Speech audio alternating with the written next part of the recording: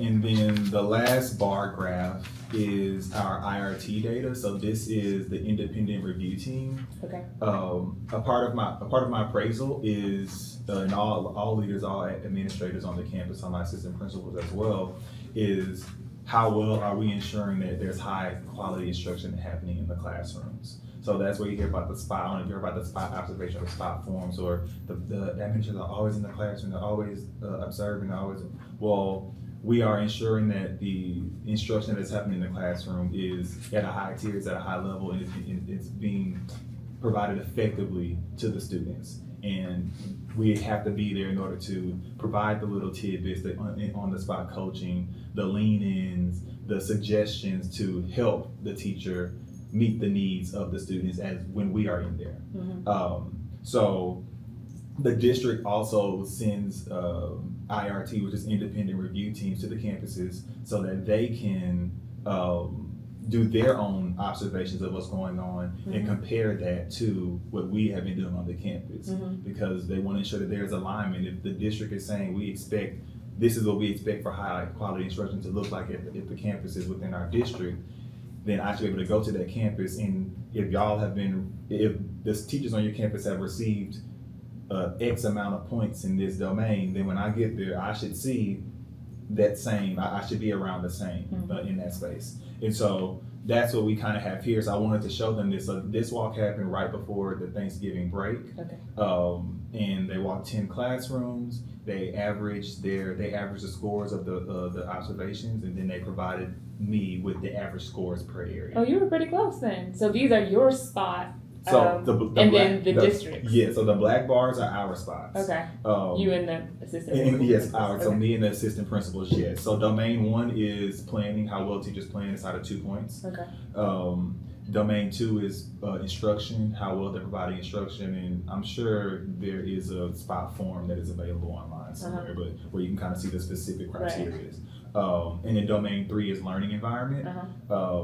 And so, domain 2 is out of 8 points. Domain 3 is out of 5 points. Okay. So you can get a total of 15 points. Okay. 2 plus 8 plus 5. You can get a total of 15. So that's the goal, is to get them to the 15. The goal is to be as close to 15 as possible. 15 would be perfect. 15 is, this is perfect instruction happening in this classroom. And if you are able to get your teachers up to 15, then that helps you when you're evaluated, right? That would, yes. But that also, more importantly, it also helps, or should help, the instruction of the students in what they're learning. But it sounds like everybody is held accountable in some way. Like you're held accountable for keeping the teachers are held accountable for making sure the students, everybody. There's accountability all the way through, even from my supervisor. There's accountability all the way down in what we expect for instruction to look like on the campus. There's even kind of like a norming process. If we're looking at the data of the students, and we're looking at the observation data, that we shouldn't have very high observation data, but then the students' achievement data is down here, because there's some misalignment there. In the same way in the reverse, because that means you might be judging a teacher too harshly, but if the kids are performing up here, then there's still misalignment there somewhere. So it really ensures that we're all being held accountable and being honest.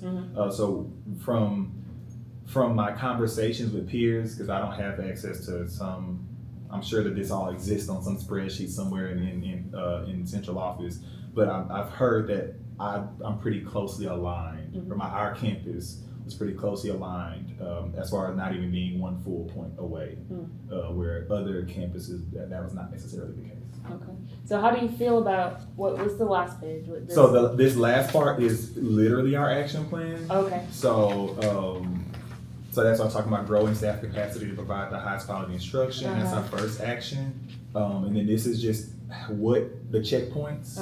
So 70%, the checkpoints, did we meet the checkpoints? Are we on the way to meeting the checkpoints? Then the action steps, so where are we at on all of this to improve the charts that we just looked at? All of this improve the instruction, which will then of course show up in the students' assessment scores, which will improve the charts. Okay. So how are you feeling about this report, this mid-year report that you gave?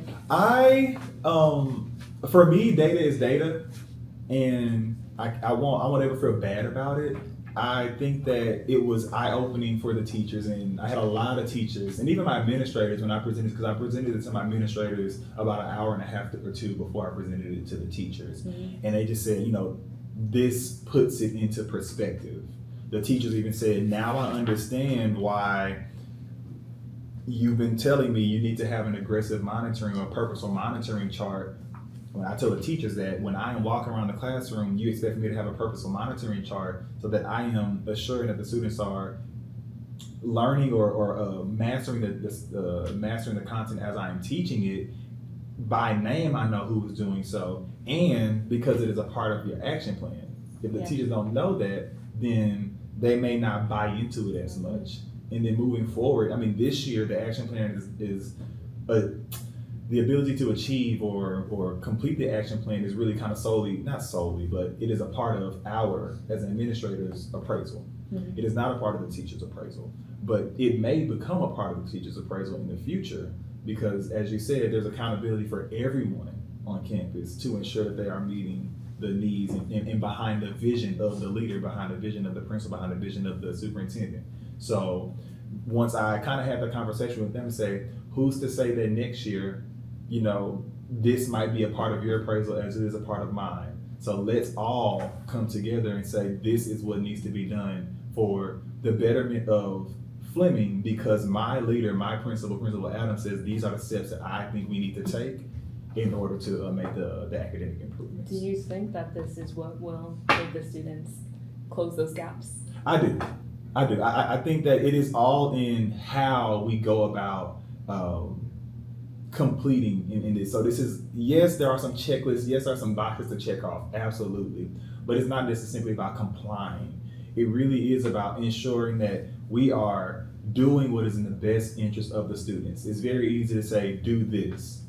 That's just a blanket statement, but you are going to do it differently than I'm going to do it. So how can I take this directive that has been provided to me, filter it through the lens of Devin Adams, and come up with a message and come up with actions that the leaders who I have on campus can get behind and follow, and not just follow because somebody told me to follow it, but follow because they believe in it too, to then filter down to the teachers who say, absolutely, Principal Adams. And if all the teachers and everybody on campus buy into this, what do you think Fleming will look like at the end of the school year? I believe that Fleming is going to continue on the track that we've seen thus far. And one thing that I did do during the presentation, which was I showed how when you Google Fleming Middle School and you go to YouTube and look up Fleming Middle School, I had an activity where we did that.